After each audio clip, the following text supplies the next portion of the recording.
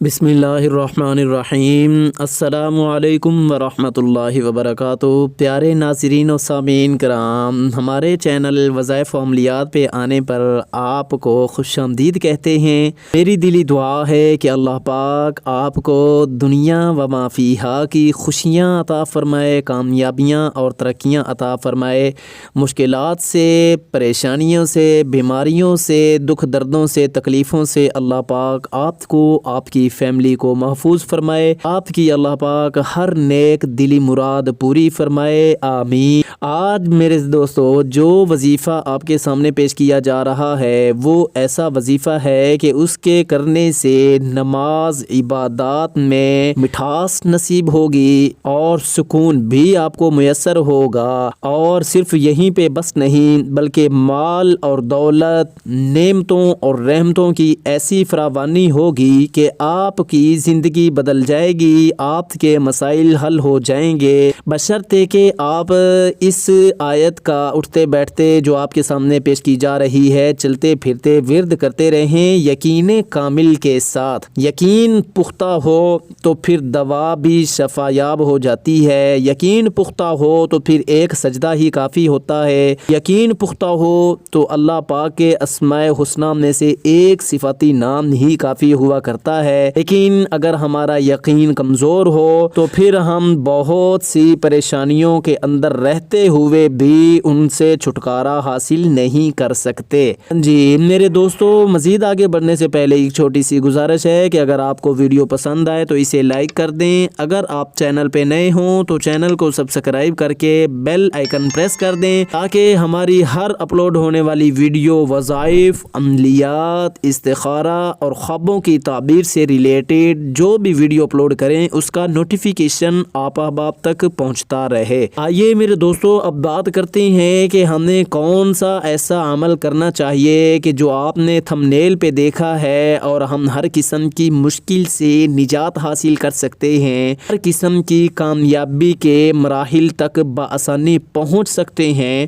انتہائی آسان اور چھوٹی سی قرآن پاک کی آیت ہے، آپ کو یہ سندری کی شکل میں بھی مل جائے گی، مختلف جگہوں پہ بھی لکھی ہوئی مل جاتی ہے، اور آپ کو بڑے بڑے مشائخ کے وظائف میں بھی یہ آیت مل جائے گی۔ یہ آیت بھی آپ کے سامنے پیش کرتا چلوں مگر اس سے پہلے آپ کو اس کے تھوڑے بہت فوائد آپ کے سامنے رکھتا چلوں۔ اگر آپ امتحان میں بیٹھے ہیں، پیپر دے رہے ہیں اور آپ کے مائنڈ سے کوئی چیز، کوئی بات، کسی سوال کا جواب، کسی کوسچن کا آنسر آپ کے مائنڈ سے نکل چکا ہے یا آپ کے مائنڈ میں سرے سے ہے ہی نہیں، تو اس وقت آپ اس آیت کو 7 بار پڑھ کے اپنا پیپر بڑی آسانی سے اس جواب میں آ کے حل کر سکتے ہیں۔ اس کا ایک مزید فائدہ آپ کو یہ بھی بتاتا چلوں کہ اگر آپ کہیں پہ جا رہے ہوں، سفر میں ہوں اور رستے میں آپ کو یہ سمجھ نہ آئے کہ میں نے اب یہاں سے کس طرف جانا ہے اور وہاں پہ کوئی آس پاس بندہ بھی نظر نہ آئے تو کتنی پریشانی بنتی ہے کہ اب بندہ پوچھے کس سے راستہ۔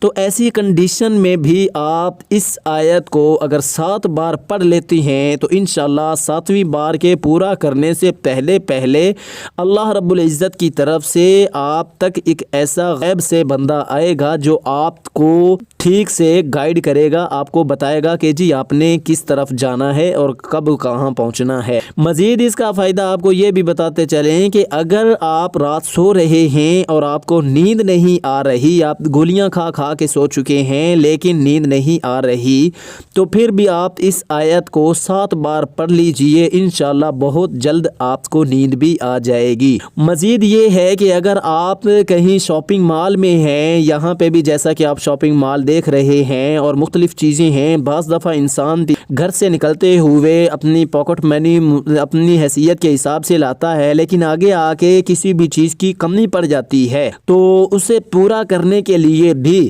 آپ اگر اس کو داخل ہوتے ہی یا خرید و فروخت کرتے ہوئے ہی اس آیت کو 7 بار پڑھ لیں تو اللہ رب العزت اس آپ کی تھوڑی سی پاکٹ منی میں اتنی برکت ڈالیں گے کہ وہ آپ کے لیے کافی ہو جائے گی۔ مزید آپ کو اس کا فائدہ بتاتے چلیں کہ اگر میرے دوستو آپ کا کوئی کام رکا ہوا ہے، کسی پریشانی میں آپ پھنسے ہوئے ہیں، وہ کام خواہ بزنس سے ریلیٹڈ ہو، آپ نے کسی سے قرض اپنا واپس لینا ہو، آپ نے کسی کو اپنا قرض ادا کرنا ہو،